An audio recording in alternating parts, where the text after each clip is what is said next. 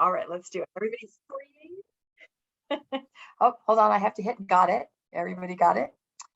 Okay, everybody, welcome to the Good Book Club. We are a book club that discusses a book a month, but we also have a special edition that we do every once in a while in the evening, and that's called the Good Book Club for Post-Mormon Dummies.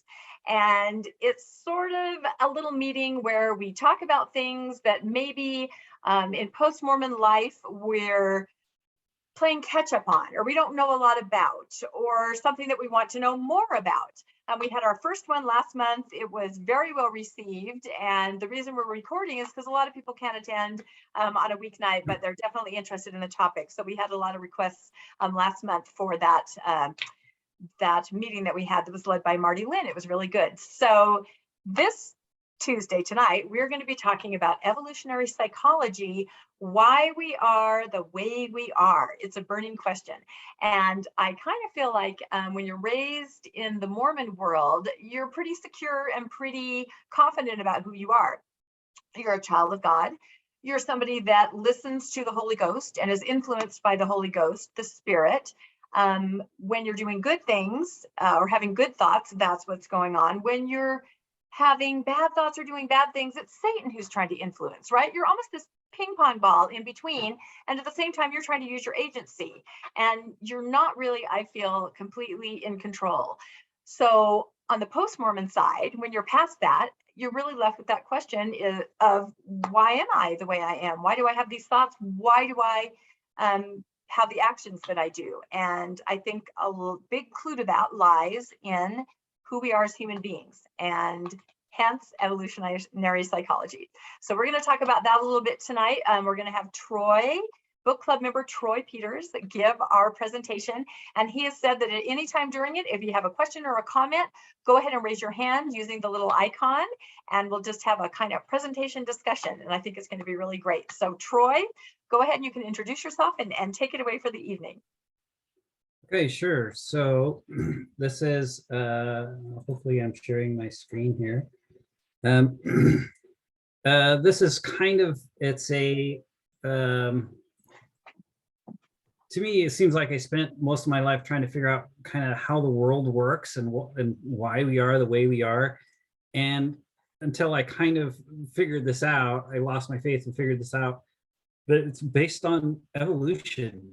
And to me, it just makes everybody's behavior make perfect sense. And so I just wanted to introduce this to everybody. So first, given we have to accept, and hopefully everyone believes that evolution is a real thing, that we came through this evolutionary process over mind-bogglingly long periods of time. Let me find this. You know, in 200,000 years ago. So of course, the written history is 6,000 years ago, which doesn't even register on this timeline. But it's been a long time, and over the entire process that our bodies evolved, but not only our bodies, but evolution designs our bodies, and it creates behaviors. Think about how does a dung beetle know to make a ball of dung and store it in a hole? You know, why do birds fly south for the winter? And how do they know where to go? How do penguins know how to successfully nest and hatch a chick? Those behaviors that they crawl up on the ice and go over to that spot and then hang out there all winter. Bears know to eat a lot and then find a den in the fall. Bees, the life cycles and the pheromone communication, the swarming behavior, how they treat the queen. It's really fascinating. Elk know to migrate, schools of fish, herds of bison, they group together in herds, and then troops of chimpanzees and how they work together as a troop. In other words, these behaviors are almost important as the physical bodies of these organisms for them to survive and reproduce. And so evolution created these behaviors and instincts as well as bodies. So as far as humans, we also have instincts, and we feel these as emotions. So our human instincts are the same as emotions. And those emotions are super important those instincts for us to survive and reproduce. They're the oldest and strongest and most irremovable parts of our minds. They evolved first. If you go back through this whole process, they had to be here very, very, very early on in order for humans to survive and reproduce. And they've been here throughout the whole time, way before our bodies came to the current form that they're in. Our logical and our thinking minds evolved afterwards. And so we are driven to behave in ways that help us survive, reproduce, and raise successful offspring in a Stone Age environment. So that's really important. We weren't designed for our current environment. We feel happy, we feel good, we feel content. Those are the emotions that we get because those are our instincts that are kind of driving us and rewarding us for behaviors that will help us, that increase our chances of survival and reproduction as if we were in a Stone Age environment. So we feel sad, anxiety, fear related to things that are not great for our survival and reproduction. So if negative emotions, that means it's not good for your survival and reproduction. We want to avoid those things. And then the good things are good for our survival and reproduction. So again, what behaviors would help these people here survive and reproduce? What instincts or emotional drives would they need in order to survive and reproduce? And that explains why we feel and why we are driven to do some of the things that we are. So most of this emotional centers of our brain are right here in this, it's called the amygdala. And so they can study this using magnetic resonance imaging. And so they show people things that are emotional and this part lights up. And then the cerebral cortex, which is the biggest part of the brain, and that's grown most recently in human evolution. This is the thinking and logical parts of our mind. But the amygdala evolved first, then the cerebral cortex. So we make decisions for emotional reasons. And so there's books that's called Thinking Fast and Thinking Slow.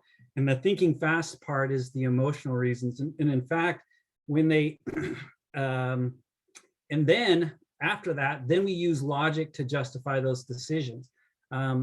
So this feeling brain is what drives and rewards us. And then, so of course, happiness, we all want to be happy. Happiness is an emotion, and thus it defines the rules of the game as to what a good life is. And what does winning at life mean is defined by these emotions that we have. But this feeling brain is mostly bad at finding the right answers. And our cerebral cortex, our thinking brain, is much better at finding the right answers. And so this is an analogy that's used by one of the authors of the books that I read. It's like an elephant. The elephant is the evolution-derived emotion instincts. It's your heart. And then your rider is the logical thinking mind. So the rider is smart and it knows what to do, makes pretty good decisions, but the elephant just goes wherever the heck the elephant wants to go. The rider really doesn't have that much control over that elephant. And so thinking about that in the evolutionary context, the human animal, you know, how do we fit in there? We're not very strong. We don't have fur. We don't have teeth. We don't have claws. We're not very fast. Our competitive advantages in the evolutionary and how we evolved is cooperation. We work together as a team. We're very good at this. We're able to do tools, and then later on, we're able to use logic to make good decisions, and that improved our cooperation over time. So bottom line, we're tribal. We're very, very tribal, and without each other, and especially throughout this whole evolutionary process, if somebody got kicked out of the tribe, you're pretty much dead. You're alone, and it's not good for you at all. Also, raising a human child takes a very, very long time compared to any animal, and a lot of resources. So longest animal parenting times are usually like 2 to 3 years. Humans, it's like 13 to 18. It's gigantic. We're way out on the right end of this bell curve as far as the time that it takes to raise a human child. So it's very we're different that way, and our lives are a lot more complicated. So all these complex social interactions and stuff that come along with our ability to communicate and use tools makes it so this is what drove our thinking brain, which improved communication, which made our lives even more complicated, and it drove this way. This is why we evolved to be the way we are. So to think about this, think about our strongest human emotions. Fear, right? Fear is the most powerful emotion that we have. Think about you're walking through the woods and you see something that looks like a snake. The overreaction to that, jumping and running away, zero impact, right? But if you like, oh, it might be a snake, might not be, and you just keep walking and it is a snake, it bites you and you're dead. So people are very, very much driven by fear, and it's a very strong. Think about how politicians, how effective they are about selling themselves versus throwing mud and telling you that the other candidate's going to ruin the world. Fear, we're just very, very driven by fear, and it's very powerful. The other is romantic love. Of course, in order for us to survive and reproduce, especially reproduction, you need to get together, and you need to have a bond between a man and a woman in order for them to stick around and be invested in those childs. And this is where romance comes from, and this is why that is such a powerful song emotion. And think about all the songs and stuff that are written about love and how this bond. It's because romance equals sex, and sex equals babies, and babies need help. And then for a very, very long time. And so we really are kind of emotionally bound to people, that, especially people that we have sex with. And then love for children and family members, and it helps them survive. And then this is a very powerful emotion that we have, belonging to the tribe, and then status in this tribe. You know, the more status you have in the tribe, and you think about the Stone Age environment, if you're the boss, if you're the chief of the tribe or whatever, you get the best sex partners, you get the most resources, you know, especially when times are tough, and that's going to give you that evolutionary advantage. And that's why we are driven to rise up in the tribe. Excuse me, think about how people kind of want to be the bishop, right? Because that's how we're driven. And then losing status and getting kicked out of the tribe, and think about especially losing your faith and getting, you know, kicked out of your tribes and your family, how that hurts, right? And then so we get sad when we lose status or lose someone that was on our team, right? That we were part of a team, and I know that person had my back. And if you lose that person, then that also is very painful. Some other emotions: frustration, which motivates you to stop doing it the same way. If you have any hope of succeeding, you try and you try and you try. At some point, you need to stop trying. And that's what frustration helps you to do. Anger, it's unfair. Somebody crossed the line, and you need to respond and do so convincingly. Otherwise, you're going to keep being abused, and that hurts your chance of survival and reproduction. So you need that. Anger is an evolutionary response to that. Contempt, that person, you know, they cross the line, they're out of the tribe as far as I'm concerned. Disgust, you got to avoid those things. These are all things that came from evolution. Think about if you see a dead body, if you see poop, if you see other things, it's disgusting. You want to stay away. You see somebody with an oozing sore on their face, do you want to be by them? No, you don't. You're disgusted by that. This is good evolutionary adaptation to avoid those types of things. Guilt and shame, you broke the rules that make the tribe cohesive. Remember that drive to be cooperative is so important. And so guilt and shame comes from, oh, we have these rules, whether they're arbitrary or not, and then you broke those, and then in order for you need to you feel shame because you know that you need to kind of be back into the good graces of the tribe. And so I put this: church hopefully learned, especially some of these emotions, they're not, although they're evolutionary adaptive, they're not good for our mental health. And hopefully we can learn, especially with the church, that we haven't done anything wrong, we're not doing anything wrong, and that we can avoid that shame. And then curiosity, of course, if people learn new things and discover new things, that's good for the tribe and that's good for you. So that's why we are curious. So I don't know if anybody's seen this Maslow's hierarchy of needs, where they say, okay, once you can't get to the next level until all the base levels have been satisfied. So nobody's going to worry about their esteem if they're not eating, right?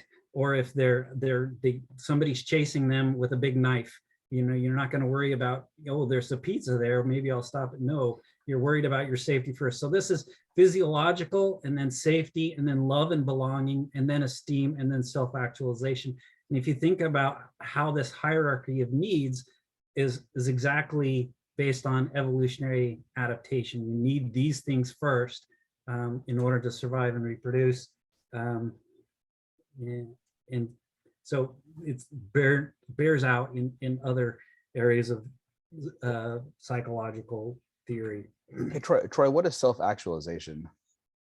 Self-actualization, that's a good question. I think it's just, I don't know. I think it's the same as almost esteem. Yeah, Maslow defines things a little differently. All these different psychologists draw lines different places and call things, different names, but it's kind of talking about the same type of things. Yeah, isn't it like being what you want to be yourself? Yeah. At least that's how I interpret it. Yeah. So here's some other examples. You eat and it makes you happy, right? You feel good when you eat. Makes you feel happy and content. This is why people tend to overeat, right? Because you're sad, you're stressed about something, you eat, you feel better. And so eating makes people happy. Obviously, this would be, of course, an evolutionary adaptive thing. You want people to eat. You feel peaceful when you look at fire. We co-evolved with fire. And so we like fire. We like a fireplace or a campfire. We like looking at the fire. It makes us feel good, makes us feel peaceful and safe. You feel peaceful, you feel good. Looking at areas or biomes where food is likely to be found and we'll be safe. So think about if you have why do people buy homes with a view? And especially if you can see like a lake or a beach or something like that, where there's the edges where two different, like the edge of the forest and the pasture, that area is where you're going to find lots of food. And so that's where people like to have that kind of, you feel good when you're in those types of areas. The pastoral, the large grassy areas, golf courses, think about that. High places up in a tree or in a tall office building, that's a safe place. You can see people coming, you feel like you're in control. And then also, you're happy when your status within the tribe increases. You get new things that increase your status or make your life easier or better. And then you're sad when there are reversals in either your status or you lose kind of things that make you less evolutionary adapted. Some other things, people are irrationally scared of spiders. To me, it was fascinating, these little tiny spiders, and people just freak out. I'm like, you are huge and the spider is tiny. That spider has no chance against you, but people are scared of them. And that's an evolutionary adaptation. Snakes too. Isolation hurts. It really hurts people. Think about, what do we do to punish the most hardened criminals? Is you put them in a spot by themselves, and you don't let them try to make their lives better. Even within the prison, you get in fights in the prison. What do? You send them in the hole, and then they have to be by themselves. And just that isolation alone makes those guys penitent, makes them say, okay, I'm going to stop because this is not good. This really hurts me. We feel loneliness really is real pain. Talked about this. when do you feel frisky, right? When do you feel like, ooh, romantic and stuff? It's when you have a full belly, when you feel secure and cared for. Think about what type of, if you know, you don't have enough food and you don't have, you know, you're in a scary environment. Is that a good environment to bring a child into? No. And so that's not when people feel like romance. And so like the people, I bet like, for example, the number of condoms being sold in Ukraine right now has gone way down just because it's a scary environment. It's not something you would want to bring children into. Food storage and money hoarding, of course, this is an adaptation that we have to help us be safe in the future. So feeling the spirit. So you know, this is definitely an emotional response, right? And I think it's different for different reasons. I think sometimes, at least the times when I felt the spirit the strongest, is when I was felt completely alone and sad. And then all of a sudden I go talk to this being, and he's all powerful. And then I grasp onto the idea, oh, he loves me and he's going to make everything okay. And of course I feel great about that and think about that. And you asking to be accepted by that all-powerful being, and you feel that love for you, and that of course is going to make you feel strong and make you have an emotional response. And appreciation or affection for pro-social behavior. You see somebody dies trying to save other people, you're gonna feel a lot of love and a lot of wow, that's a great person. Because we need to be cohesive like that. The tribe needs to stick together, the needs to work together. And you think about ants and bees and stuff who will go and die trying to defend the hive or defend the hill, and how that is great for the tribe as a whole. And so when we see other people do that, then, or we do it ourselves, we're going to feel good. You know, hey, I sacrificed for the tribe. Being lazy, of course, that's an evolutionary adaptation from a time when there's just not very many calories around. It's definitely in your best interest to be lazy, because hard times are coming. And if you have a lot of fat when this hard time, you know, built up, then you're going to do better than the people that are just kind of wasting all of those calories. And so, of course, that is working against most of us at this point, because we're not in a calorie short environment, but we are motivated to be lazy. Eating high calorie foods, that's, of course, we all like that. And then, of course, we feel good when we help others, because again, it's so important for us to cooperate and work together as a whole. It's one of the key competitive advantages that humans have. And, you know, you think about, I don't know if you've watched these movies where they go out alone in the wilderness and they try to survive, and they're lucky if they survive like a couple of weeks. It's just, and even then they're taking all this gear in there with them and stuff. We're just really dependent on each other. Why do we mow the lawn, keep the house nice? It demonstrates our fitness and to attract others to us. Talk a little bit why people cry. And I think this is a communication of emotional distress. Of course, crying is a sign of emotional distress. And we are programmed, again, we're programmed to help each other. We see somebody cry, we care, we want to support and help. These are emotions. This is the elephant that's telling us, hey, that person needs help. And often if you go help that person, maybe they're sick and they can't get water, and all I got to do is go to the spring and get water, bring it to him. That person is going to be internally grateful to me. I did a small thing, I get a huge reward. We are designed to help people who are in emotional distress, especially. And then thinking about manly men and how we don't want to need help, and why men cry less is basically, as I think, is because it communicates weakness, and girls don't want weak guys, at least most of them.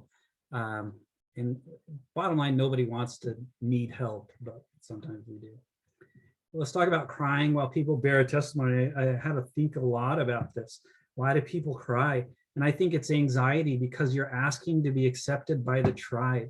You go up there and you're repeating this mantra or this, I think mythology binds people together, and you're repeating this. I know the church is true. I know Joseph Smith was a prophet. And then you feel that mythology is so important to create cohesiveness in that tribe, and that you are saying this, and then you're asking to be accepted. And then we have that emotional response because crying increases the chances of getting a positive response of people saying, oh, you're good, you're in, come on.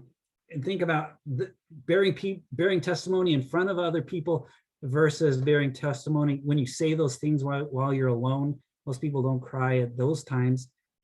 Or do high status people cry while they're bearing testimony? Usually not, unless their status comes from their their source of status is their righteousness, and so they're using that as a way to, I don't know. People are complicated, and I think this is why we evolved the brains that we did. Of course, men versus women. Men are stronger, and most people believe, most biologists believe, is because we used to fight each other a lot, physical fights. And then the guys that won got the girls, and the guys that didn't get the girls. And so men are, bottom line, we're designed to compete, except when we need to work together as a tribe for a specific task. I think about times when I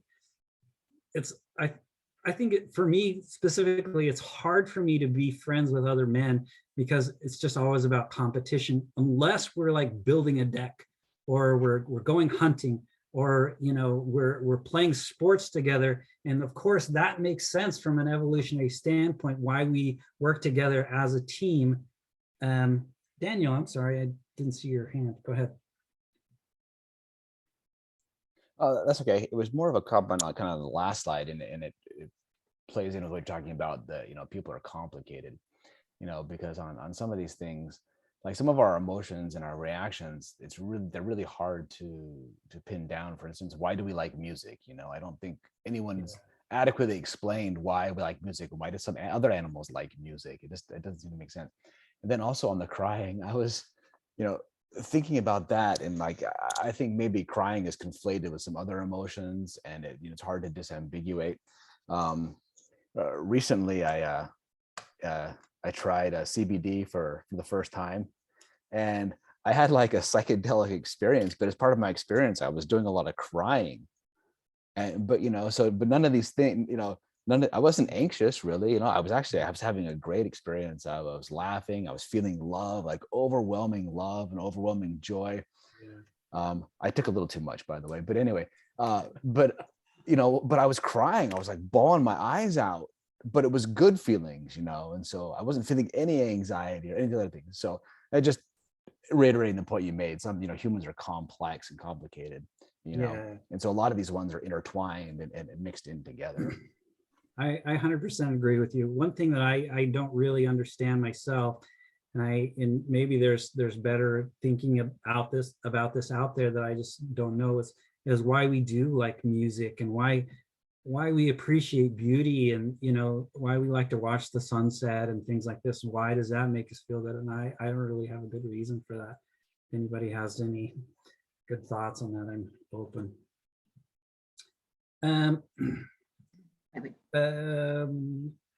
Thinking about tribal thing, men are much more disposable, of course. One man is, I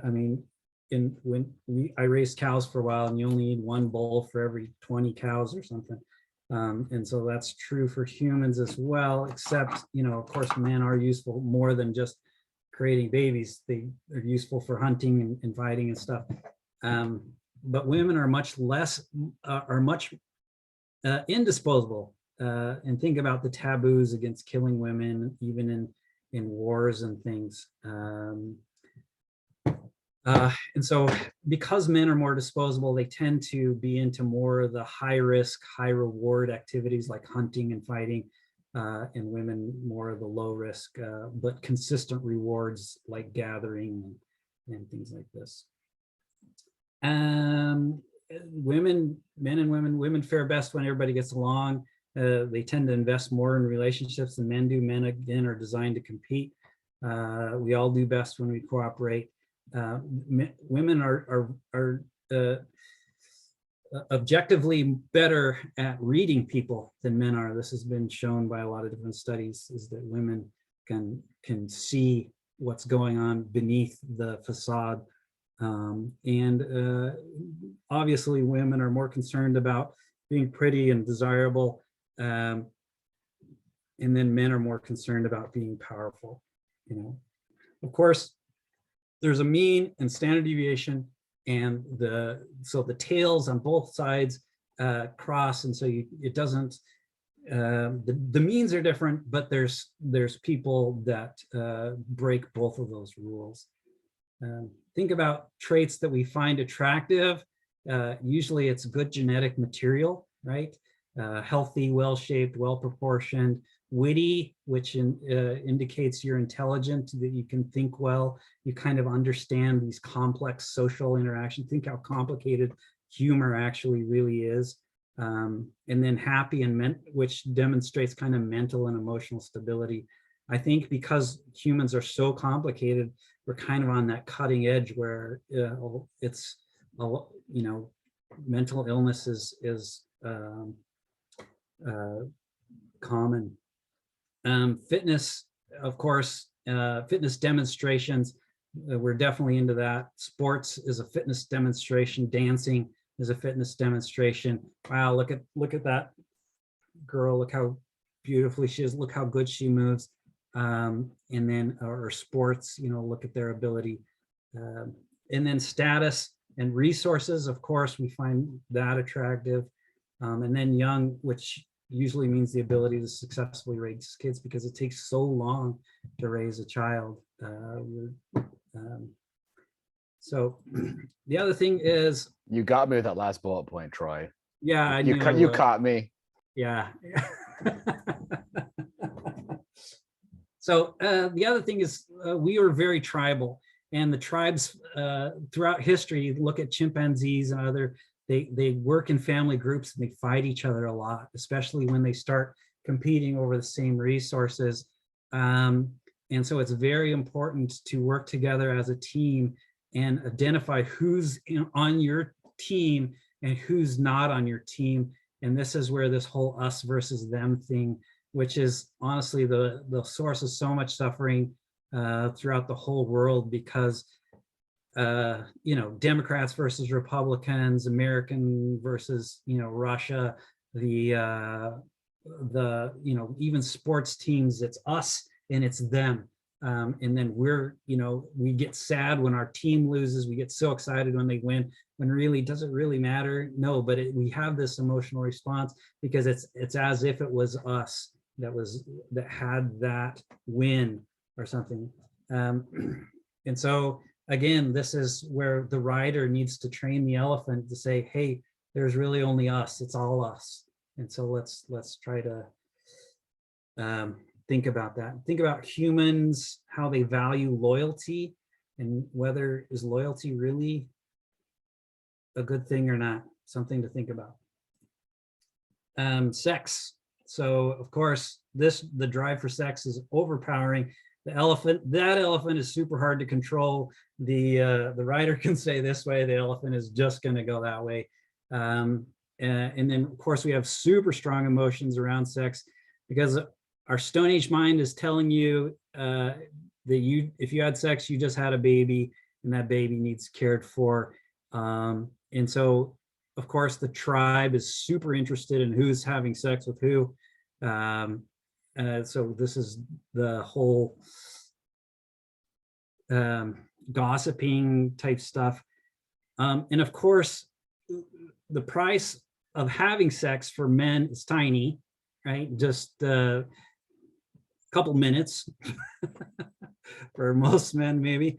But the price for sex for women, evolutionarily, is gigantic, right? And so, of course, women are going to be much more selective. They're going to be quality about someone who's devoted to her, somebody who demonstrates commitment, shows that you really love her. And then men are, of course, that emotion that we have around sex, it really binds people together, and it creates emotional attachments where sometimes there might not have been one. And so the love them and leave them, that thing really hurts a lot more for women because they have these emotional attachments. And then in her evolutionary mind, her elephant is telling her, you have a baby in you, and you are going to be alone, and you're going to be taking care of this child on yourself, on your own. And so this creates an emotional response that's hard for them. Here's another hypothesis, which is the Madonna whore dichotomy. But Madonna is, of course, is this untouchable, beautiful woman that nobody, and then the whore has sex with lots of people. How whores often are not as respected as Madonnas, because people have this idea, I think men have, that's probably not my baby, so I'm not investing in her. So this is a hypothesis, and I'm just saying I don't want to say this is for sure, but this is where people where the idea of women who have, it seems like they don't really care how many people men have sex with, except for whether it's affecting his devotion to that person. But people seem to be very concerned with who the person the women are having sex with. Contraception, of course, negates all of that, but our Stone Age brains, that elephant doesn't know that. So contraception makes it so that, none of that stuff, none of those emotions are real, or maybe not even positive, but they're there. So sex is an emotional minefield. And of course, there's examples of that everywhere. And so this is something you should use your rider to try to train the elephant to make thoughtful decisions as to how you are going to respond. Marriage, of course, is an artificial construct, but families are not. Family is your genetic code. That gene is trying to preserve itself. And so you're going to feel emotional about your family, especially about your children. You're going to love them. You're definitely going to want to do what's best for them. You're going to want your cousins, your brothers. That's also the same genetic code. You're going to be very concerned about those people as well. So the family, that tribe, is super important also for kids. Kids get emotional responses when they see cracks in their support, in their tribe, like their parents fighting. That causes them to have emotional response. So marriage is a modern invention, a legal contract about how to deal with stuff, basically. But I recommend it, especially to my daughters, if you're going to have children, because that contract, that legal contract, is important to protect them and their children. And then, of course, we would expect, and we find this, that men are usually less interested in marriage than women are. Again, the means are different, but there's overlap, and the tails, there you can find exceptions to all this stuff. We, of course, love our children. Children are designed to manipulate mom and dad and the tribe. They're by this is how they work. They cry, they whine, they complain. Why do they do this? They're trying to get more. They're trying to get more attention. They're trying to get this assurance that they're okay, that mom and dad loves them. And think about the attraction that we have to a baby's, the emotional response, and you see a cute baby, or you see a cute little toddler or something. We all want to help that kid, that child. And then think about your brothers and sisters, and how you would fight with them at home, but you would fight for them at school, and how that makes sense. When you're at home, you're competing for mom and dad's attention, but when you're at school and somebody's threatening your brother, you're going to go stand up for him. The closer you are genetically, the more you will be interested in their welfare. So I'm going to be more interested in my brother than I am in my cousin. or my cousin once removed, or, you know, thing like this. And of course we see this, the closer the gene has, the more we're interested. And then why we don't talk about politics and religion is because it defines, these are the myths that bind the tribe together, and it defines the tribe, and therefore it's emotional. And then it's conflict between the elephant, and then, oh, I'm sorry, this is a little bit out of place. So politics and emotions are emotional, politics and religion, and it's not necessarily a rational decision. And so don't expect people to respond rationally. That rider can't control the elephant. And then applied to a faith crisis, of course it gets hurt to get kicked out of the tribe. And we know that that pain is unjustified. And so of course we're gonna have this anger response. This is very predictable. People believe those things for emotional reasons, not for logical reasons. Their rider has no control over that elephant. They hear you say, you know, the same logic that they use to say, well, Catholicism is, you know, silly and pointless, does not apply to their own personal beliefs. It can apply to their personal beliefs. They're not going to be rational about this. The elephant's in control there. They don't want to think about it. So this is kind of my thing, is the church is just nothing, but your relationships, they matter. The church really isn't anything. It's just this mythology that binds people together. And so I recommend that people fight against the church leadership, not against your friends and family.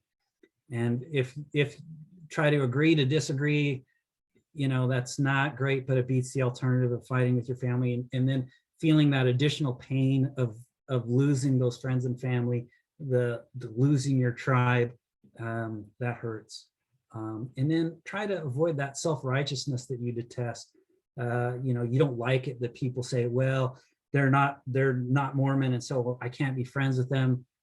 We should do the same thing. They're Mormon, I can be friends with them, you know, and then we can be that culturally Mormon. And then the other thing is, for people who had a faith crisis, is you lost your tribe, and it's tragic and it hurts. So what we go find a new tribe. We need tribes. You need a tribe. So recommend the Good Book Club, meetup.com, Thrive, you know, a new church, a service organization, board game group, people at work, you know, colleagues, something. You need a tribe. You're going to be unhappy without one. And so realize that, and then you need to kind of go be the awkward newbie for a while in order to find that. Then the other thing is meme. This is a term coined by Dawkins. It's an element of a culture or system of behavior that may be considered to be passed from one individual to another by non-genetic means, especially imitation. So people in social media, meme just means a picture with a short note on it, but really it can be anything. You think about the millions of memes are created, and some survive and perpetuate and evolve. And often those memes survive and evolve because they have value and because they're useful. The idea that money has value, it's just a piece of paper. It doesn't really have any real value, but it's a myth that we all believe, and therefore it's useful. I'm an American, I'm a Utah, or a member of any organization. That's really a myth. You're just a person, but that's a meme that's useful to help us work together. Cultural beliefs, practices, holidays, Santa Claus, it's just, of course, these are all memes. Any organizational structure or business, the church is a meme. It's like a genetic mutation. It was one of millions of these ideas that was initiated. It still exists because it was lucky. It had the right combination of factors to survive and perpetuate. One of those was the move to Salt Lake Valley. Others, you know, it's just like other corporations. Any meme, it acts just like a gene. Its biggest goal is survive and perpetuate itself. And it doesn't even need a specific driver. For example, the quorum of the 12 apostles, they can be believers. They're kind of being pushed along by this meme as much as anybody else. In that meme, you can look at other memes, other religions, other corporations, other ideas. Some of them, they evolve and they have the right stuff, or they die. So far, our church has evolved, but probably it's dying because it won't evolve in the right ways. So we'll see. So this elephant, right? Happiness is an emotion, and we get our emotions from evolutionary adaptation. This elephant creates happiness, but again, that elephant is bad at making decisions. Our brain is good at making decisions, and especially that elephant is short-sighted. It wants what it wants right now, and it isn't able to kind of think long-term about what is a good life. It's, you know, how, like I want to eat cookies and Twinkies today, and oh, that's going to make me fat. That's going to lower my status. That's going to lower my physical ability to do some of the things that I like. The elephant can't see through that, but the rider can and make some of those decisions. So here's some things that I kind of came up with for myself. Chase, especially the sex and romantic relationships, to try to bind together. That is going to make us happy, of course. To learn and to grow, we get evolutionary rewards for bettering ourselves, for learning new things, to learn new skills. Lately, I've been studying a lot about investing and, what are, index funds, things like this. And I'm going to get an evolutionary happiness or reward, even if I never use that skill. It's going to make me happy to learn and to grow. Discover and explore. So finding new opportunities. This is traveling. This is reading books. This is, even taking the roads in your neighborhood you've never been on. These are things that are going to make you feel happier. Try new groups, try new foods, interact and gather together and build and shore up those relationships with your tribe. Invite people over. These things can give us anxiety because, we think, well, what if they're going to judge us negatively? But honestly, if you think through, you're better off just inviting people over, even if the house is dirty and the kids are a mess or whatever. And then build and create and make life better. Build the porch on the back of the house, or upgrade the kitchen, or crafts. You think about people who feel happy knitting, even though what they're knitting is kind of pointless, and I could buy 12 of those for $1 and you spent $20 on all your knitting supply. It doesn't make any sense, but it's the building and creating process that is making your life better. And then climb the ladder. Of course, do what you can to increase your status in the tribe. And that helps also by kind of inviting people over, trying to be, trying to go to those parties that you don't feel like going to or whatever. And then stop and appreciate. This is the thing that Daniel was talking about: music and sunsets and flowers and stuff. I'm not sure why we have that, but that definitely makes us happy. And then the other thing is beat your genes, don't be lazy. There's no need to conserve calories anymore, and being productive makes us happy. Of course, exercise, we don't want to exercise because we have this desire to be lazy and conserve calories, but definitely exercise. Everything shows that it's good for your mind, your body, everything else. And then use that rider to try to train the elephant. This is cognitive behavioral therapy, which has been proven to actually be the one type of therapy that definitely works. It's evidence-based therapy. And the bottom line is, are your feelings rational? And it's difficult to do, but you try to think through as to what you can do about a situation, and then do those things, and then leave it alone. Or, I'm afraid of this or whatever. Try to think through those things and expose yourself to a little bit at a time, so you can train the elephant that's okay, and that's going to be fine. And then use drugs. SSRIs is sort of course, they've been shown to help us be happier. Okay, I'm gone a little long. Personality is part of our DNA. A lot of studies that show that we were kind of, we become hardwired. But of course, those characteristics follow the bell curve with the mean and the standard deviation. Daniel had a question. Okay, go ahead. I just got a comment on your last slide about, one before that.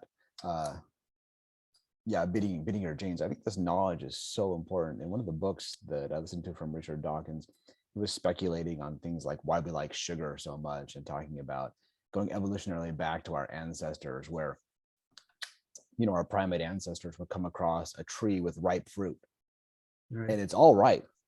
And you've come across this tree with ripe fruit, and you have two choices. You can eat a little bit and then move on, but it's going to be gone. Other animals will come, they'll rot, other things. Or you can gorge yourself, and you can just gorge yourself. And he said it turned out there was an evolutionary advantage to gorging yourself, because there's that tree and all the sugary food, and you just want to gorge yourself. Yeah, and that tree, that fruit's not going to last very long. Right, it's not going to be there. It's not going to be like you could store it. You can't do anything with it. So we have this built into our genetic past, this love for sugary foods and gorging ourselves. I think that knowledge for me is super powerful, because you can recognize where that's coming from and recognize, oh, this is this evolutionary desire to gorge myself on now. But I'm not a primate in the woods anymore. It came across a tree. I can understand where it came from, and I can understand the instinct, but now I can work through it, and I can eat just enough to satisfy myself. I just think having this knowledge is so powerful. To know the truth and know the reason behind all of these feelings that we have. Yeah. Some people would argue, oh, it takes out the romanticism or the mysticism of it. I don't want to know the reasons, but I think knowing the truth is powerful and super helpful. Yeah. It helps you get what you want out of life, not only for yourself, because you can understand why you are having those feelings. My dad passed away last year, and of course I'm going to feel sad, and you just expect to feel sad, and you don't worry about you don't try not to feel sad. You just, okay, of course I'm sad. That's how that's going to be. And then it helps me process it, I think, a lot better than some of my brothers that were like, but God, why did you do this? And things like this. So, and it helps also you understand why people, you can predict people's response perfectly. For example, you need people that work for you to get more done.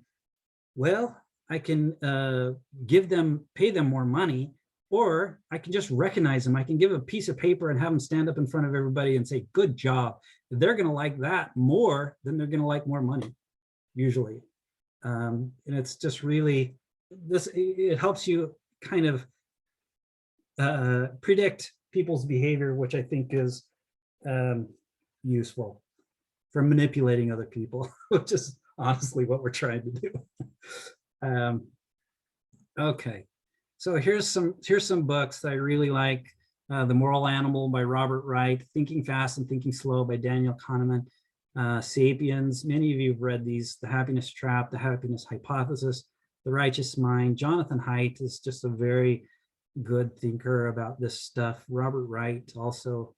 And then this podcast, Beat Your Genes podcast, it's not very well produced, but the guy has just really interesting ideas. And this guy is kind of rude too, but he just has very good ideas.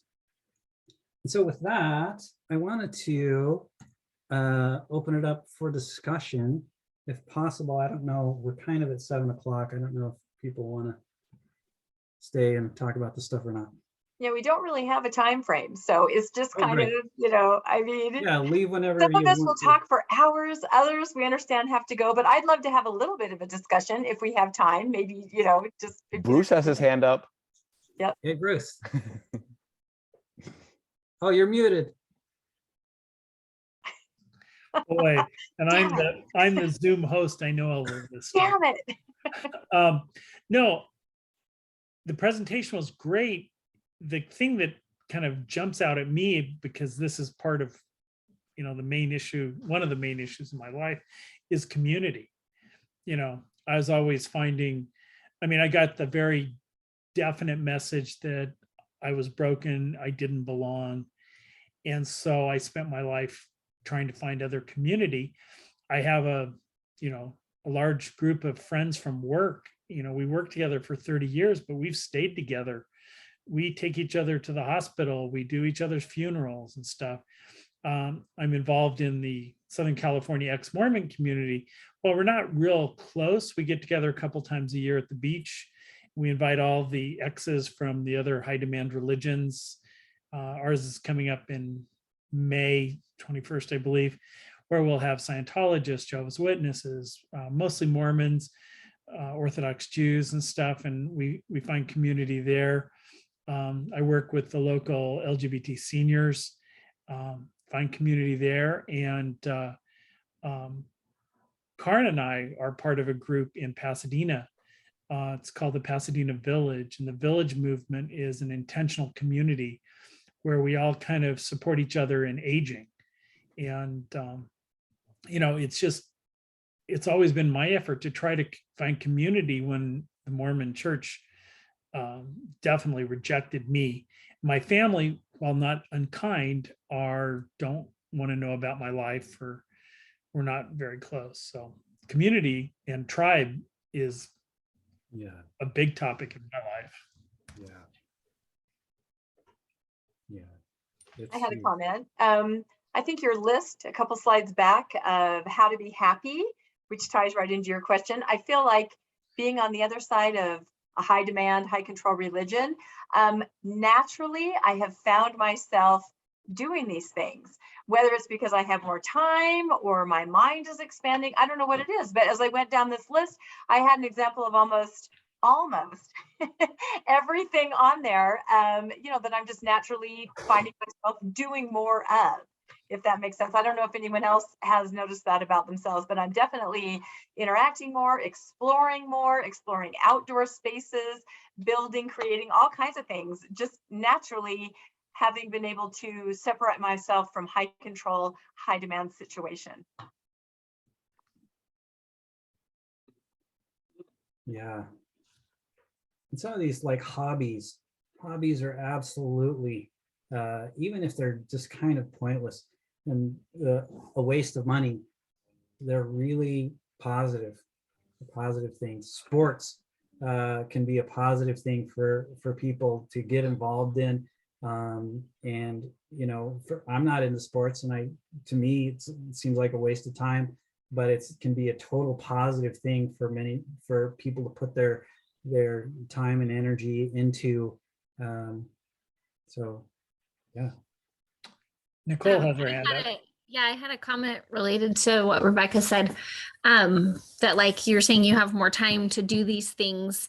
I think too, it's like you can do these things in the way you want to do them, not the prescribed way that we're told to do them, if that makes sense. Like we can do what maybe comes more naturally to us or what we're more drawn to, instead of, well, this is what you do and this is how you do it. This is the acceptable way to do it. That kind of came into my mind while you were, because I now am like learning and growing. I'm going back to school, and gonna do nursing, like, instead of, I'm still going to be a mom. As you can see, I have one here, but I can now do what feels natural to me instead of the prescribed, this will make you happy.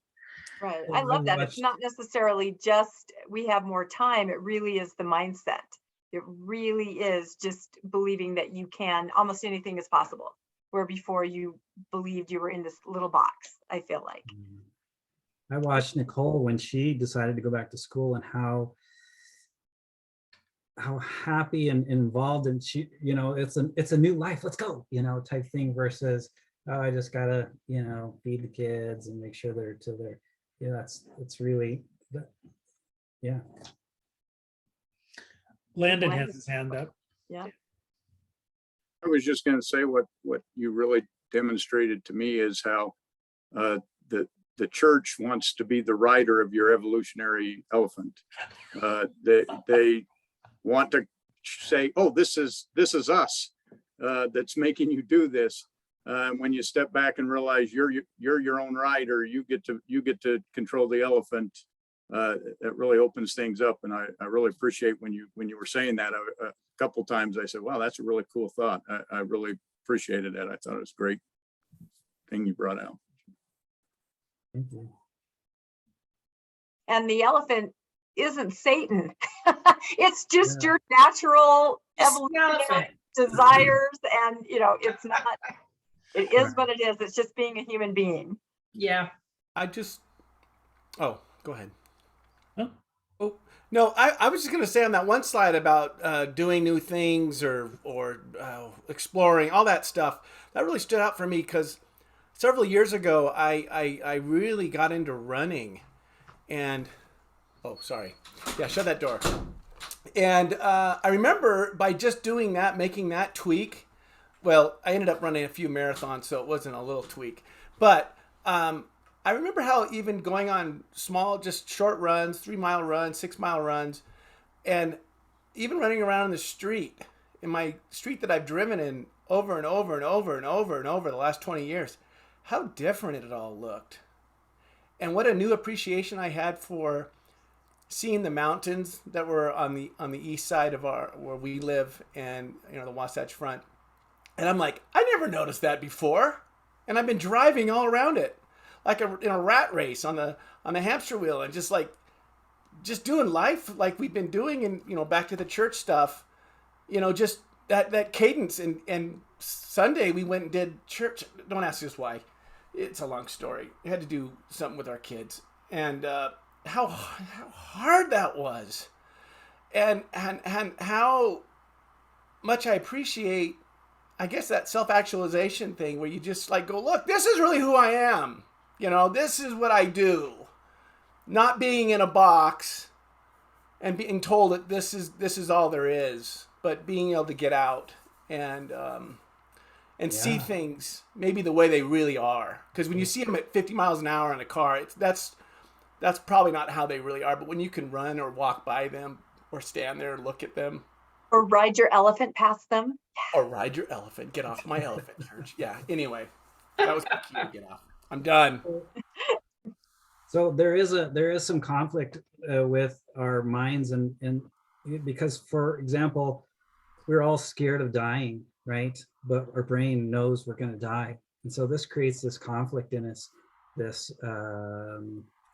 And so I think that's one thing that mythology helps people with, in beliefs, in the church and Buddhism and even Stoicism and things like this that help us to overcome some of those fears.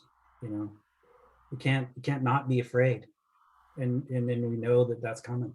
So that's. Is there a difference between a meme and a myth?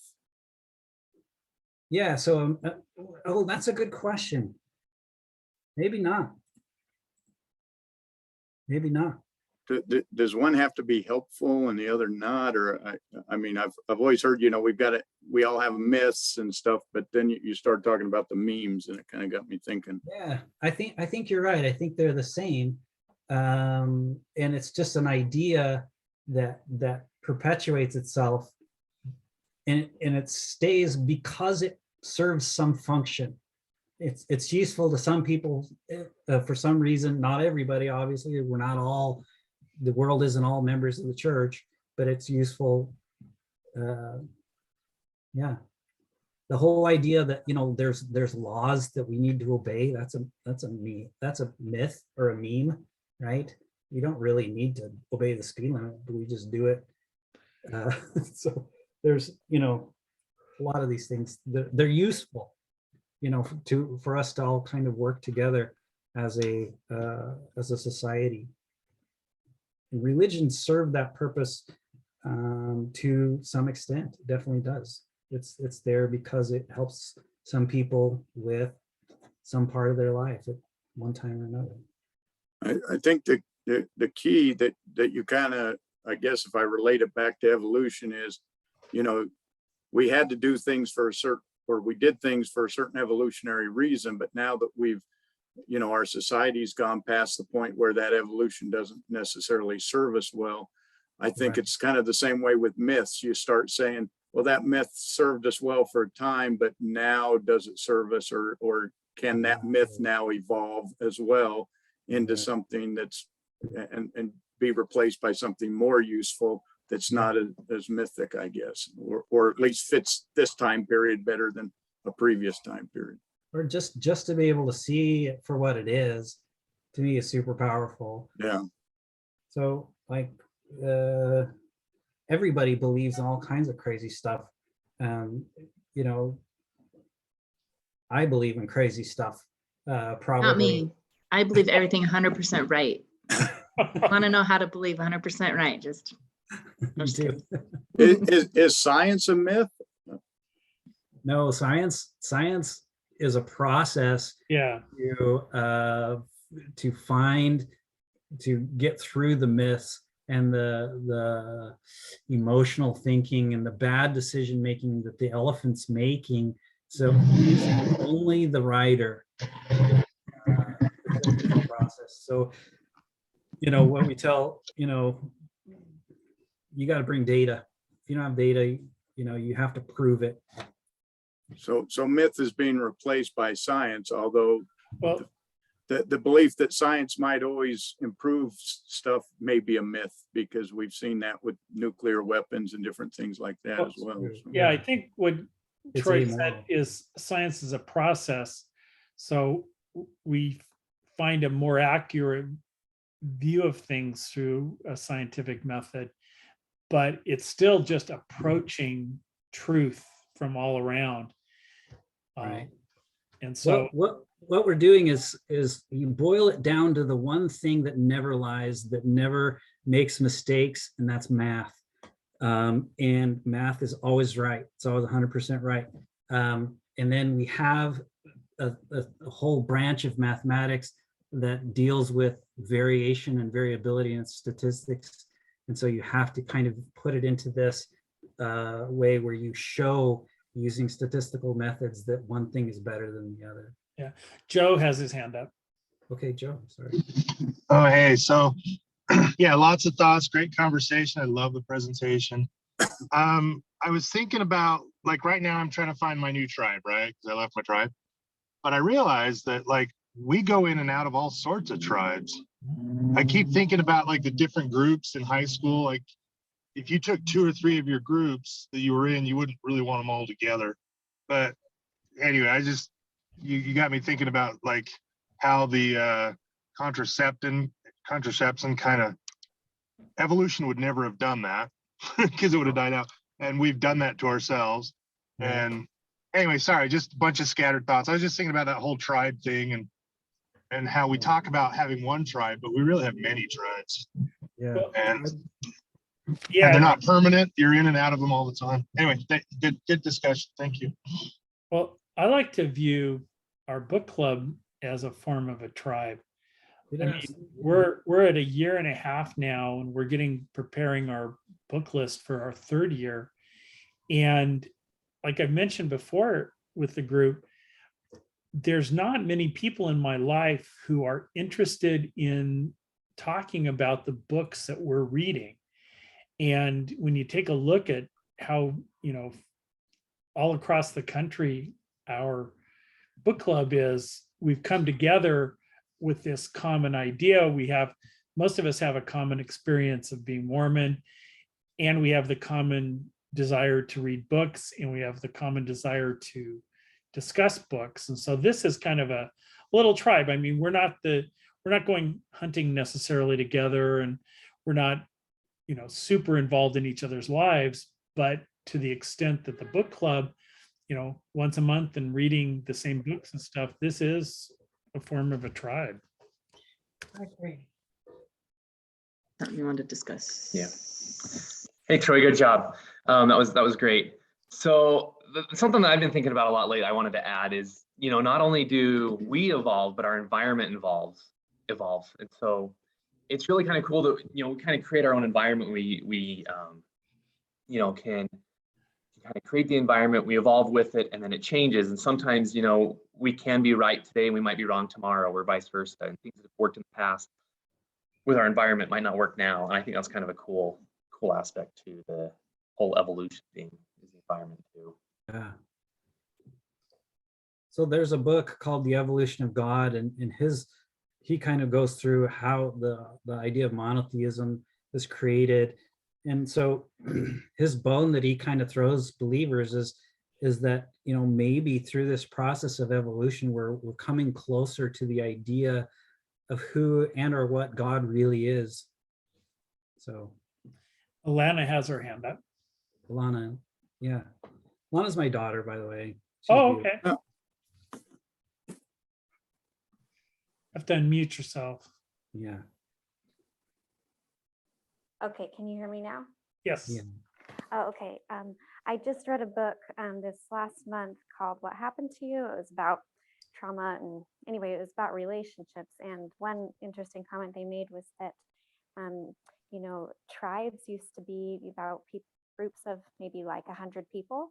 And today, humans, do not have that size of a tribe, but they've found that each individual human can successfully manage up to 100 give and take relationships in their life, and that humans still need kind of a support network of about that size. That doesn't mean that you have 100 best friends, just like in an original tribe, you wouldn't be friends with everyone in your tribe, but that just means, maybe you have 10 coworkers that you work with, maybe you have 10 people in a book club, maybe you have 10 family members, and that you kind of need a community that, knows your name and is able to give and take from you of about that size. And I've just been thinking a lot about that.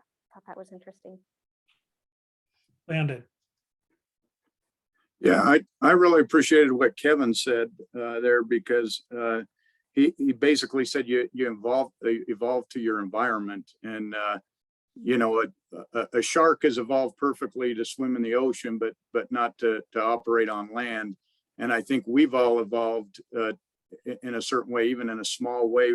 With our son, we were just talking to him. He came back from prom this weekend, and he was raised LDS. He was raised in that environment, and now all of a sudden, he's also an atheist now at 18, and it's making it hard for him because he's now out of that environment that he had kind of evolved to operate in. So dating is difficult in that, because the girls that he knows all, they expect this certain, you're a returned missionary, you're going to take me to the temple, and he's not able to do that. So I really appreciated Kevin's note, because we have evolved into, you have to evolve into the new environment that you're going into. We have to continue to evolve, and our mind has to start, maybe you have to use the logic as opposed to evolving to override the situation you were in.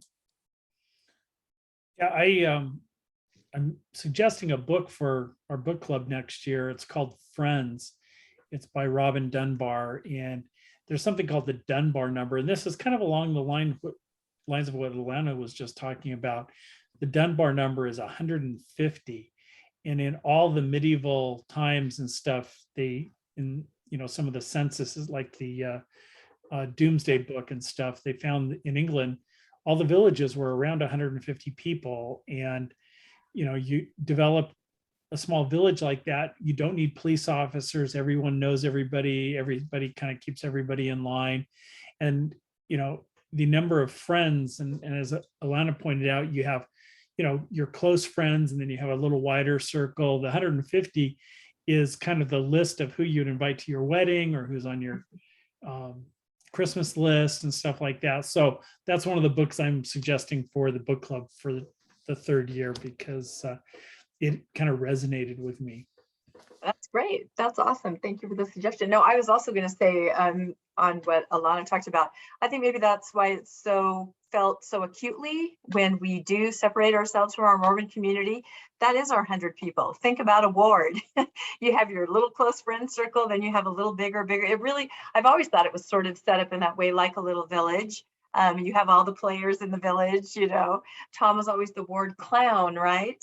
But you have these people, and then suddenly you're separated. How do you possibly recoup 100 people? It's very difficult. I think you feel it very acutely as you try. I think maybe you panic a little bit, just maybe your Stone Age brain is going, I'm not supported. And that takes me back to the idea of the pyramid, you know, the needs hierarchy, where I think sometimes separating yourself from what was your world, your Mormon world, you feel yourself sliding back down the pyramid. You're losing some things. You're losing safety. You're losing emotional support. And that, I think, is where those feelings of being really scared and angry as you separate yourself from that group come from. But being more aware of that, I think, like we said before, it can help you navigate it. You can kind of outthink your brain on it and go, I know I'm feeling this way. It's okay. I can solve this. So that kind of some revolutionary ideas for me tonight. Thanks, Troy. It's been really amazing. So if everybody, I have some of these last questions I'd like to have us to discuss, if you don't mind. So Yep. I'd like to get your ideas of, if you wanted to buy happiness, where should you shop? Any The art ideas? store. Where? The art store. The art store. There we go. Yes, honestly. Oh, Medellin, Colombia, cocaine. Yeah, but you gotta use the writer to think through that one. Okay. I'm always looking for, I mean, I just got done with my therapy session, my week. I've been going to the same therapist for 5 years now. And we talk about, you know, why I do things and what I'm looking for. And it's all replacing, in part for me, being less than and rejected by my community and trying to find new community. And that's kind of one of my main motivations, because the alternative, you know, I can't go back to that community. The alternative for me is sitting at home alone watching TV for the rest of my life, which is kind of grim. And so I go out there and try to find community. So that's where I'm looking for happiness. I don't know about everybody else. Nature for me. Yeah, you kind of made me think, Bruce, about like why we do what we do. And it made me think, like, why do I buy or get the things that I get? And I think it's because I want people to like me. And we're told, if you wear this, you do this, you have this, people will like you or your life will be better. That kind of made me think of that. Like sometimes we do look for happiness in the wrong places, or we think something will make us happy, but it's, you know. There's a good documentary that just came out on Netflix on Abercrombie and Fitch and the fall of that. And you know how they used to have the really buff guys. Yeah, like only the most beautiful people could be models or whatever. And I just started watching it earlier today, and it talks about, you know, wanting to fit in and wanting to be in that kind of college frat boy look. Yeah. And stuff, and the fitting in. And it is like wearing the white shirt and tie. It's you know, that conference voice, you know, it's all that stuff that we used to do to fit in. And now it's blasphemy, drug, sex, and rock and roll. So my thoughts on this is, you invest in relationships. You go out to eat with, which is exactly what Bruce was saying. You go out to eat with your friends. You know, buy people food, and you know, you don't. I think it's sometimes we try to buy status with cars and homes and stuff. But I think our money is actually better spent in spending it on relationships and experiences with the people too. You know, going, seeing something new, creating a new memory. Right. You know. This next question is, should you go with your gut or follow hunches when investing in the stock market? No. The elephant is really stupid. Yeah, Hey, no, this is that's what I did for a living, and systematic long-term stock investing. Yeah. I'm retired and I'm okay. People are scared and they get out of the market at the wrong time. They're greedy and they want to get into the market at the wrong time. It's really, people are really, don't use the elephant. When you think with your gut, you're going to get in trouble. Definitely will. I So talk here's people another one. out of that every day. I work with I'm a financial admin, and all the time we have people calling, especially recently. I've decided to take everything out, so I have to, now I will use that term. Let's calm your elephant down. Now, just a minute. We'll see. Calm the elephant down. And they call, they literally do, and they want to change everything just in a second. So it's Sometimes it's good. Sometimes it's good to listen to your elephant, though, to Yeah, understand no, this sometimes it question, is. input it's giving you. yeah, So, like, this question I believe in. Yes. Right, your gut. Actually, Yeah. there's research on this one that you should, if something Yeah. seems off, if especially when you in personal interactions, Yes. you're not the thinking fast, the elephant can see things in people and the situations aren't right, when otherwise your brain would say, why? It's fine. Mhm. Yeah, it's your lizard brain. Yes. Like when I meet somebody and something's off, hairs go up on the back of my neck. I'm going like, okay, this person, there's something off. It may be erratic behavior or just something out of the norm. And I'm going like, okay, I got to be careful. And I think that works. Stock market investing with the gut, no. But just.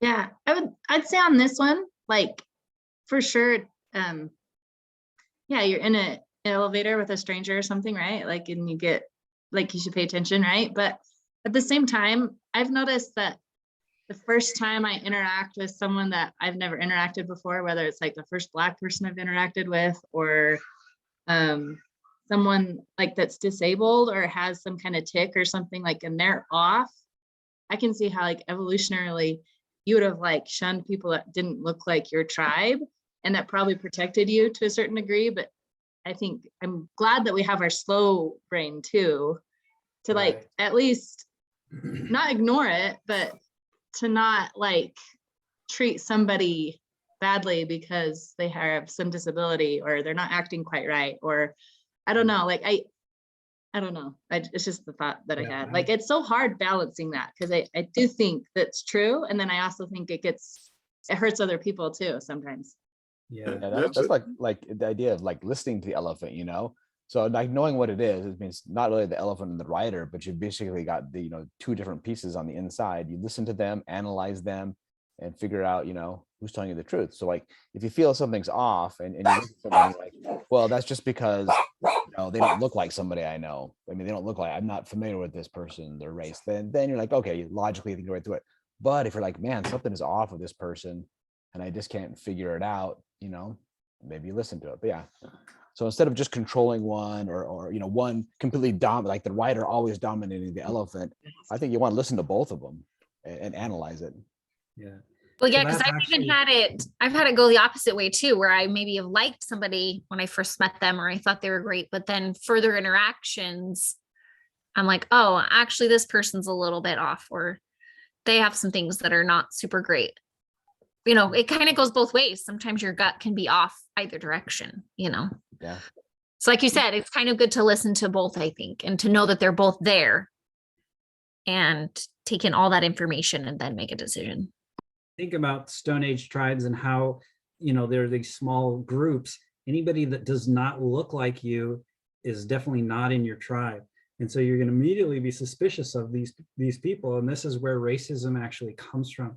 And this is the evolution. This is the elephant saying, be suspicious of this person, where the rider needs to, like exactly what Marty said. You've got to know, that's pushing me the wrong way. Okay. What's the attraction of video games and are they bad? I'm too old to offer. I think living a different life, living out a different experience, and visually, I mean, I don't play at all. I never have, but all my boys are mad gamers, up all night, screaming, yelling. And I don't know if they're bad, because they all seem to be able to still go to school, get good grades. do what they do. Well, most of them. Okay, we won't talk about my youngest, but they've been telling me that I need to start playing video games so that I don't get dementia. So they're going to set me up with a first-person shooter. They're picking one just for me that I'll like. So well, I'll let you know how it goes. So But that's Nicole, a great question. have, That's a great question. Nicole has young sons. So what do you think about this one? I don't know. I think, and my boys love video games, that is for sure. I think that kind of comes down to like the genetic component that we were talking about with our personalities and how we are, because I think some people in general have more addictive behaviors than other people do. For example, I am not a very addictive kind of person. I don't get addicted to things very quickly. I kind of move through stuff quickly. I get bored easily. But then I have a brother who is much more in that realm of like, he could play video games for hours and hours, So I think you have to take that into consideration. The competition aspect of it, probably, especially like it says later, more boys than girls. Boys, evolutionarily wise, were more competitive. They had to be more competitive because if you weren't the strongest, fastest, best, you weren't going to get to mate. You weren't going to get anybody. You needed to be the best. And there's always a competitive aspect to video games. So And a social aspect, don't you think? I mean, Yes. when the pandemic hit, and all my sons are older, the youngest is 17, but none of them missed anything socially because all their friends were around the world in their gaming community, and they all just continued to play and they still had an active social life in that way. I've also seen my kids use it when they were in high school and junior high to calm down after stress. Something bad happens at school. They come home. It used to bother me at first because they'd come home, they go right to their, and I'd say, don't you want to talk? They're like, no. And I realized they're, it's a soothing, it's a self-soothing kind of a thing. And then they'd come out of their room later and we could talk. So I don't know if that's good or bad either. I guess time will tell, but that's definitely, they used it for social reasons and also self-soothing, and of course, entertainment and competition and all that. So I don't know. Yeah, I think the jury's out on it. yeah, and I think it depends on how it affects. It's like anything. Anything can affect your life negatively when taken or done in excess. Like even exercise or things like, if it starts affecting other aspects of your life and you can only do that or you can only think about that, then maybe it is becoming bad. But yes, if it's just one aspect of your life, like you were saying, like it's a self-soothing or it's a way you connect with people, because we all kind of have hobbies we enjoy, right? Well, I know that Great like question. generationally, my father was born in 1919 and it was a Mormon community in the mountains in Colorado. And they were frozen half of the year. And they had in this little like 3-room house with 10 children, had a piano, a pump organ, guitars, and violins. And during the winter, they just played music together. And then as I remember, Scrabble, Monopoly, and in college, Risk, we would sit around and socialize with those board games. I think video games are just kind of the extension of, I can remember I went for a year at BYU Hawaii, and sometimes we would stay up all night playing Risk in our dorm area. And that was how we were socializing. And I think video games are just kind of a more modern extension. I mean, how many here, played Scrabble and Monopoly, the Game of Life, all that stuff. And even now, I have a games group that's been going for 35 years, but we're all older. And up in my games closet, I have Jenga, I have Mexican train dominoes, I have many versions of Trivial Pursuit, because that was the socializing game that we played when we were younger. We started 35 years ago and we all worked together and we've stayed friends. And so That's a tribe right there, a tribe based on a love of gaming and then friendship. And that's awesome. That's how it should be. Yeah. That is great. Oh, boy. Oh, that Just- boy, God, well, we may need more time for that. Okay. So, I mean, we can skip this one. Well, There's other interesting Well, ones. no, the question of monogamy yeah, and Right. like I live and work in the gay community, and it's quite varied. Right. you can delve into it a lot and take the lizard brain into consideration for all those situations and drives. There's a lot there. So we need Dr. Daryl Ray back, right? So how do you define morality? This is another thing. You know, if you're an atheist, can you use evolutionary psychology to predict what behaviors the tribe will find admirable, I should have said. Yeah, and what behaviors that they will detest. Well, from Stoicism, what is it? What's good for the bee is good for the hive, and what's good for the hive is good for the bee.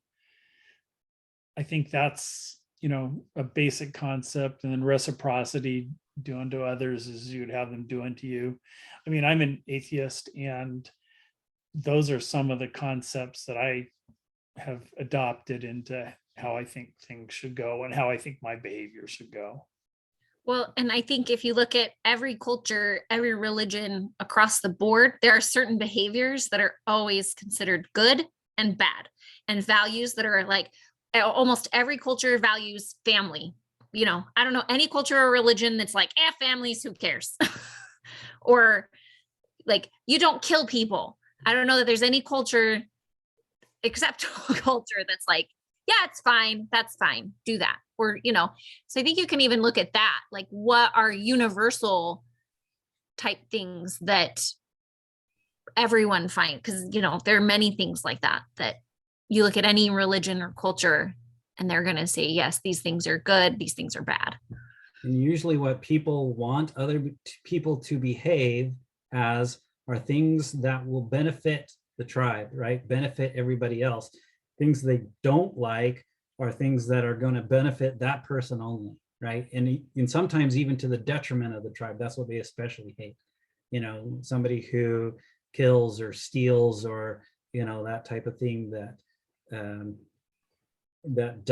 that might benefit that person, but it hurts the tribe. So of course we're going to hate that type of behavior. That kind of, well, I was going to say that kind of flies in the face of the church, though, in that it's the moral compass, and yet a lot of times I feel like what they tell you is simply to demonstrate that you have to obey no matter whether it benefits anybody or not. It's the obedience, not necessarily the morality of it, that's the important thing. right. And they call things immoral that have nothing to do with morality. Drinking coffee is immoral. It's like a cartoon that I saw, it's posted all the time, where there's a couple on a park bench eating ice cream, and a man walks up and he says, in my religion, it is immoral to eat ice cream. And the couple's like, whatever. He goes, therefore, you must stop eating ice cream, because he's got this construct that's high control, right? So that's very different from just what's good for the tribe. This kind of, everybody agrees. So yeah, religion's a whole different beast. This is why if they don't evolve on like the LGBT thing, because people, they know and love people that are, and then they're going to lose. They will lose this battle, or the church will die. Yeah. Yeah. Great questions. So what conditions are likely to produce someone who is a criminal? I'm rewatching all 14 seasons of Criminal Minds. I'm on season 7. Oh my gosh, Bruce. Yeah, I think there's something. I remember a kid in elementary school who everybody knew in first grade that he was going to end up in jail by his behavior. And I believe that's where he ended up. I don't know. I think the tribe has to kind of control the outliers that have really bad behavior. Yeah. I don't know who's reading the tribe. book. Oh, go ahead. Oh, I was going to say the book this month really kind of shows you this, Yep. you know, where, you know, basically in these North Korean prisoner camps, it's almost like they're breeding fighting dogs. You know, the person has no chance. They've got no, you know, they're being bred to just survive. They're being withheld food. They have to fight. They have to snitch on each other. Trust no one. Yeah. Trust nobody. Yeah. Now, are they producing a criminal, or are they producing someone who really has no other option, and he fights against the law because he really can't have a law? It's really kind of a neat, reading the book this month is really kind of a neat exploration of this. And I don't know, you know, criminal can be defined many ways, because, you know, what I'm seeing happening with Putin, and as you read the book this month, North Korea and the things that they're doing are criminal. Yet those are the leaders of the country, yet they're criminals, you know? So I think you can't just point to one thing. Oh, sorry. Go ahead, Brenda. Oh, sorry. The kind of goes back to the paradigm of the needs, you know, the physical needs and the emotional needs going up the pyramid.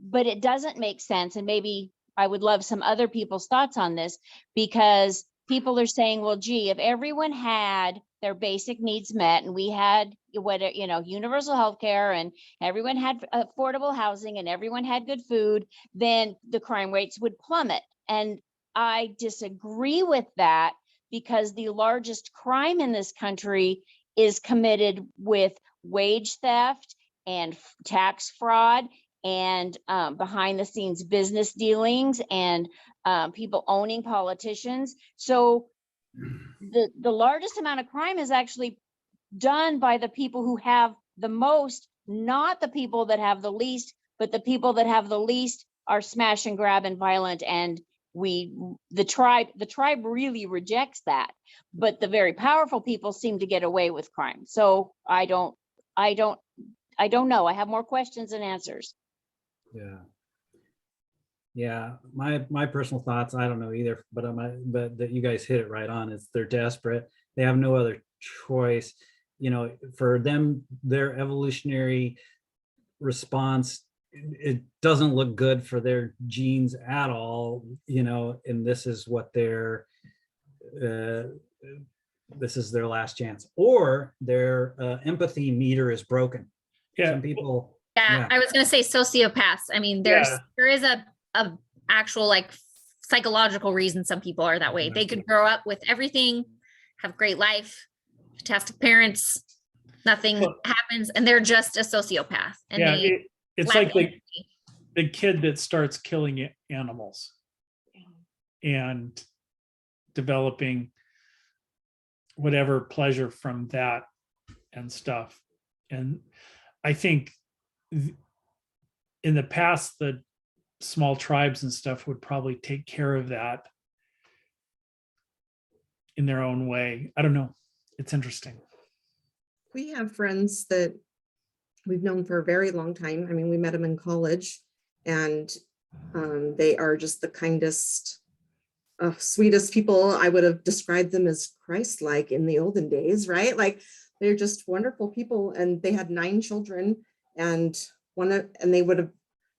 they raised all of their children the same way, gave them all the same luxuries or non-luxuries. I mean, they did live in Duchesne, so I don't know how much luxury can be found in Duchesne, but I'm just saying, like, they were very consistent parents, and they now have a son who is facing prison time because he killed his baby from like shaking him to death, you know?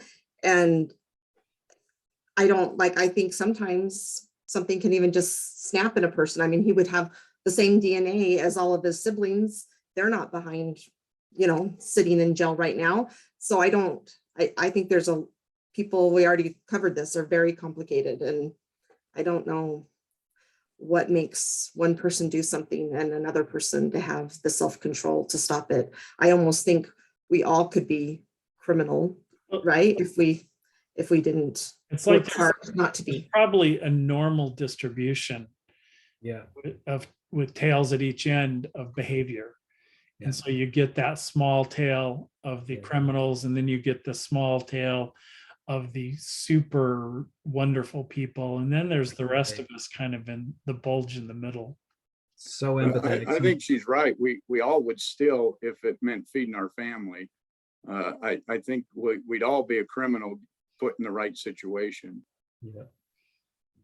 Yeah, in fact, my coworker, she used to hate guns. She just hated them completely. And a year and a half ago, she had an experience, and now she's all about guns. She sits on it. In fact, tonight she's at Girl in a Gun. I mean, she's a what's that called? Lobbyist, I mean, just she's way into guns. And we had this whole conversation the other day at work. And, I told her, I said, if it came down to like someone breaking into my home and I was the only one home, I would much rather that person kill me than me kill them. But the opposite is true. If my children were in my home and somebody broke in, I am 100% positive I would do my best to take that person out before they had a chance to hurt one of my children. And that's, I mean, it's just a totally different thing. Not that that's criminal, but I'm just saying, I think we all have it in us, given those circumstances. So should you have kids? Like most of us have made this decision already, right? For one reason or another. But if for your children and for other people that are trying to make this, would you recommend that they have kids based on what we know about kind of evolutionary psychology? And if so, how many children? On one hand, it's Alana going to make you probably has happy. What's that? On the one hand, it's going to make you happy because that's what we're programmed to do, is have kids. It's gonna trigger something inside you that makes you feel happy and fulfilled. Yeah. My advice for someone is that they choose, because they're going to they have to live with it. Like, And yeah. I was an accident. A good accident. I'm so glad you're here, Bruce. Yes. Well, but my oldest sibling was 19, my sister was 13, and my other brother was 10. And, my parents were done. And then my mom popped up pregnant with me. So yeah, I think the species will evolve no matter what. But in the quantity on the planet, I don't know how much, but. I know our oldest daughter, she's pregnant now, but I know she has no intentions to have, I mean, she's open to maybe having two, but if they only had one, she'd be perfectly fine with it. And I know a lot of her decision on that is environmentally based. I mean, she's very into saving the earth, and that's fine. And that's totally her decision. But I know she's not interested in having a large family whatsoever, because she's taking into a lot of things into account where I don't think Anna and I had those same kind of thoughts. We were all about procreating the earth. Tom has his hand up. Oh, just really simple here on this. My mother had 11. My dad had 16 kids with 2 wives. So I said, well, there was divorce and everything. And I just said, hell no. I think I said that to you, didn't I, Rebecca? No, I said, I'm not going to do that, man. We aren't going to do that. That's not good. And I wonder how that plays into, tribes, community evolution, people watching each other, watching what happens. Does it impact? Does it? For me, I can say experience taught me, no, not going to repeat what my mother just went through that nearly killed her at 92. I'm sure it contributed to her. No, she was 92, but she made it through it anyway. But it was. I can definitely say that was not going to be for me. Probably, I always thought about a smaller family, more intimate family. Except because I had to fight I was the youngest. There you go. And there you have it, ladies and gentlemen. Yes, I was the youngest. Everything you need to know about Tom, youngest of 11. Oh no, but that's interesting. But take that and say, well, Seven sisters. Now you know. Yeah. Anyway, it's just an interesting. Well, thing. I Would you think I'd go? Oh, I'd be like my mother. I want to have a lot of kids. If we're in the church, the church promotes lots of kids. Have kids. Well, and have that's an issue too, is that when are people really making their own decision? There's a very heavy influence, as we know. So Marty, I made that decision. I want you to know that. I just saw a YouTube video on. What one? Oh, The decision to not have kids, well, as many? how many to have, or not to do what my mother had. Not to have 11 children. Youngest He child. decided not to. I'm have the 11. youngest child too. Yeah. Okay, we had 4. I am kind of glad we were done having kids by the time this all happened to us, because I'm glad we have 4. I don't know. But I don't think I could have justified that in my mindset before. Like, or my current mindset, I don't think I could have justified having 4, but I'm glad I have them. I saw a YouTube video the other day. It was on population, and it was a guy that did a demographic explanation. And when infant mortality was higher and when child labor was a big advantage and not a disadvantage, and now across the globe, Africa has a little bit higher fertility rate than the rest of the world, but it's come down everywhere to where some countries are almost at replacement or under replacement.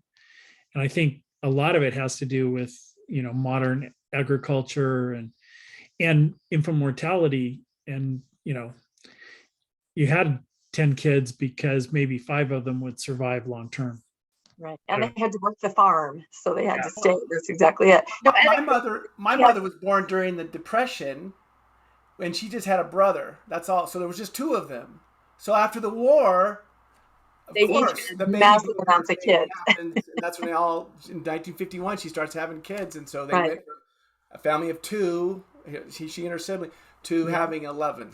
And then And I go and say, between them. I don't want to do 11. We'll do. But anecdotally, of all those kids and then their kids who are now, in their 20s having kids, they're having 1. They're having maybe 2. They are not even having 3. It's so interesting to watch these kids that are in their 20s, and they really are happy with just 1. That's okay. Then they're not having more. I don't think they can afford to have any more. Yeah, no, that's part of, I'm sure, unless you put them to work on the farm. So Lannon wanted 12 children, just for the record. I wanted 6. He wanted 12. We got 4. Ryder got control of the elephant. That's, yeah. I think Brenda had a comment. Oh, I just wanted to say that a very common thing you hear from ex-Mormon women is how they actually really regret popping out a bunch of kids at 19, 20, 21, giving up their education, and they end up with a handful of kids and no real skills and no real way to get out of the situation they're in. And it makes it impossible for them if they want to leave the church and their husband is like, well, then I'll divorce you. It really does. It is a planned thing it really does trap young mothers. I had 5 kids. So, it really does trap young mothers into that. My children have 4, 3, 2, 0 and 0, and the 0 and 0 are probably going to remain 0 and 0, and everyone else is done. So, my children are not doing what we did. Right. Very interesting. So for me, we had 6 kids. That was a few too many for me and not enough for my wife. So there we go. Well, back what you said, Brenda, about education. My mother didn't even start her education until after she was divorced, going, holy shit, what am I going to do now? I mean, at 45 or at 35 with 11 and living with her mom and dad in a 2-bedroom Manhattan Beach house in California, 1,300 square feet. And we had to have the Elder Swarm come and build onto it. Twins. Yeah, there was a lot of trauma. 35 and 11 kids. Yeah, she at one point had 5 under the age of 4 because she had 2 sets of twins.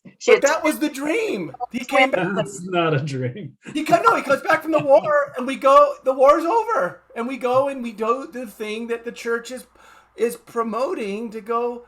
This is what they wanted the girls to do, and then there's what is the backup plan? Well, my favorite part of the story is that when, she was having trouble with your dad and she had all those little kids and she went to her state president for help. And he said, well, maybe if you tried to keep the kids in order or the house clean or keep yourself looking a little prettier, maybe it would be better with your, and she's got 11 kids under the age of like 12. I mean, it's just, it's insane. Goodness.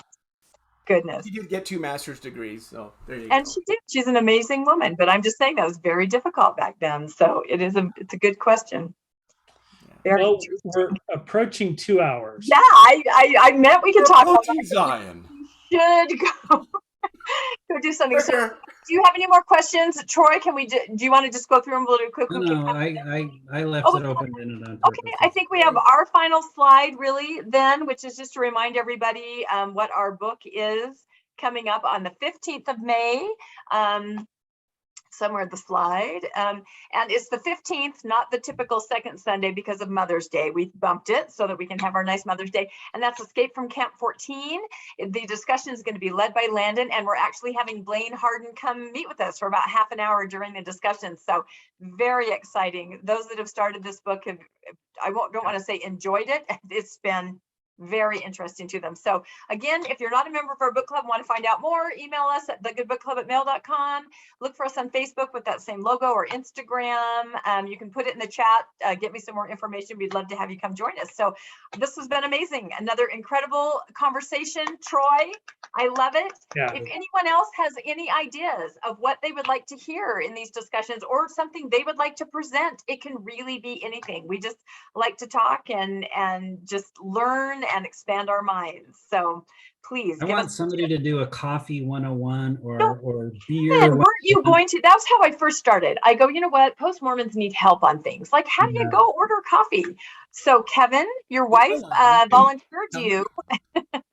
We'll have to talk, right? Because I think that'd be a good one. Or even get a barista to come in. I think that'd be really fun because I don't know. I don't know. Jeff here is on that joined us. I don't know if he's still listening or not, but he's a very good beer brewer.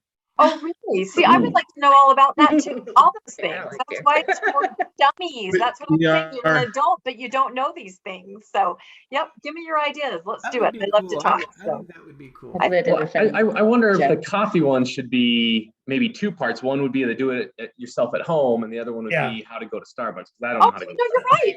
No, seriously, I think that's good. See, you're already planning your presentation. What date would you like to pick, Kevin? I can't hear what she's saying.